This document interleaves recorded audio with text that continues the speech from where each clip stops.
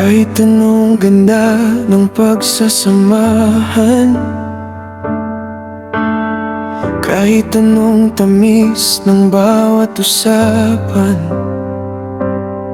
kahit anong linaw ng ating pag-iintindihan, darating pa rin ang unos na walang paalaman. Akala ko sapat na ang pagmamahal, na kaya nitong ayusin ang bawat laman. Pero may mga sugat na hindi kayang tahiin kapag isa lang ang gustong lumaban na umibig. So many things we had to sacrifice, dreams were fading right before my eyes. I kept believing love could make us whole, but I was the only one holding on. Handa na ako, handa na akong palayain ang puso ko. Handa na ako, kahit masakit, tatanggapin ko.